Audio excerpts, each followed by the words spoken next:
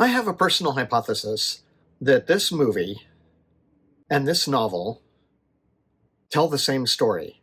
And I want to be clear here when I say this, that I absolutely do not mean that this version of the story is the same.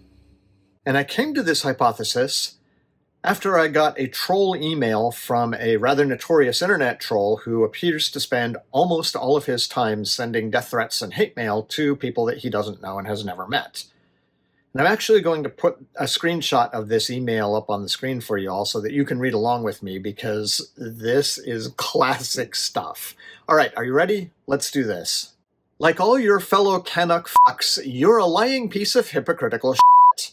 I don't believe you're an American transplant to Canada. I think you're a lying bitch. Too bad you're so fucking stupid you think I believe Canada has much less corruption. I've heard otherwise, especially about that J. Trudeau, who is a thieving pig like all of you period, comma. I voted for Trump because I heard you northern assholes hate him. 7, I hate you.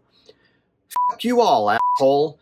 I'll pray to Trump to nuke you assholes. Until then, please make N America great again by eating COVID shit and dying.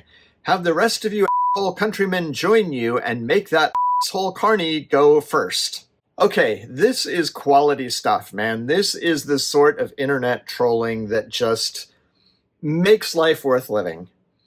And I want to also put a little sidebar here and say that for whatever reason, whenever I talk about getting emails like this or death threats, which I get fairly often, there's always a particular subset of the internetverse who tells me that I'm making it up, that I don't actually get these emails, and that all of this is some sort of elaborate hoax or fabrication or whatever.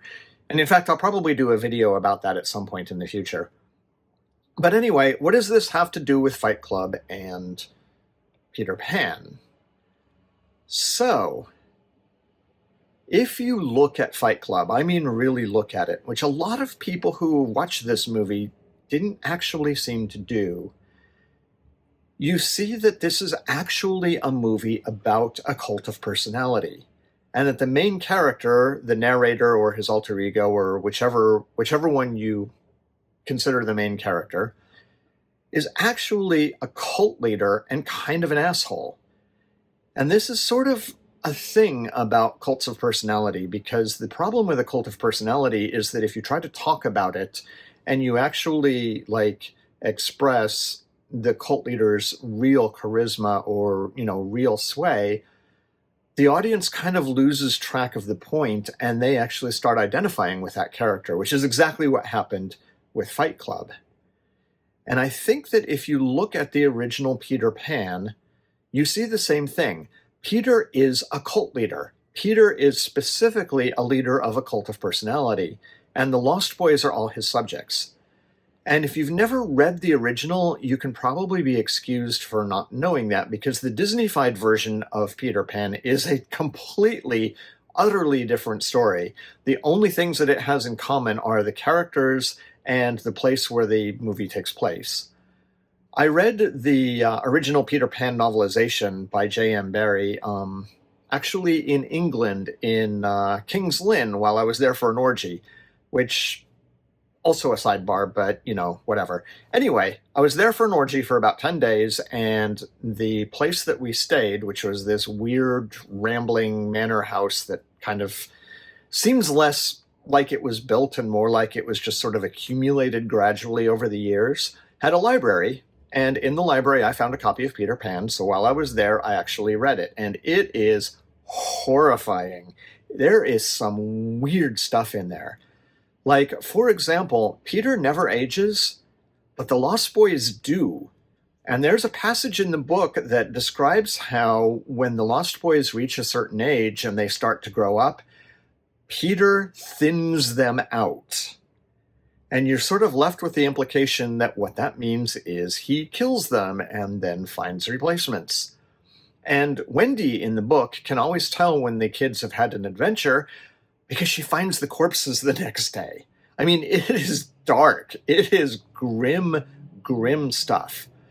And this is kind of how the whole cult of personality thing works. And this troll email that I got actually got me to thinking about this because of one line in this troll email that I'm going to highlight for you. I voted for Trump because I heard you northern assholes hate him, 7 I hate you. And I've heard this from more than a few Trump supporters. I have actually heard quite a few people come right down and say that they don't particularly like Trump.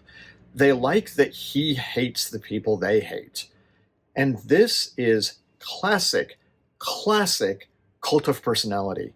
When you are voting for a person to lead your country, not because you believe that they'll do a good job leading your country, but because they will troll the people that you hate, that's a cult of personality.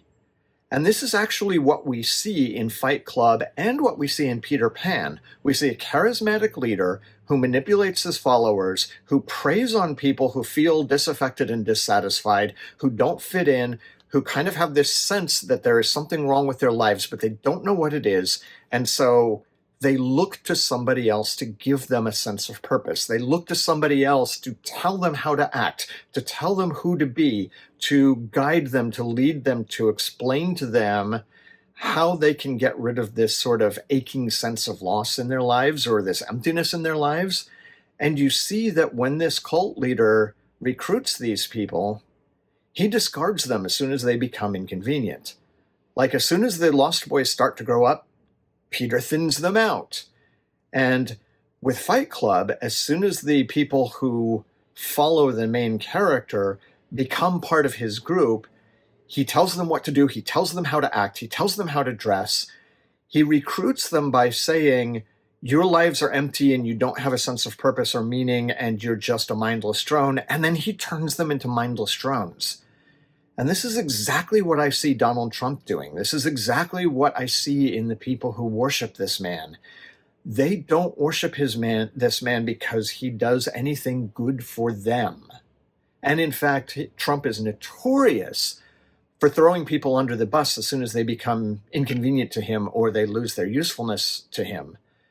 People follow him like the way they follow anybody who leads a cult of personality, because they cannot figure out how to sort out their lives on their own, and they don't care that the cult leader discards them. And I find that fascinating.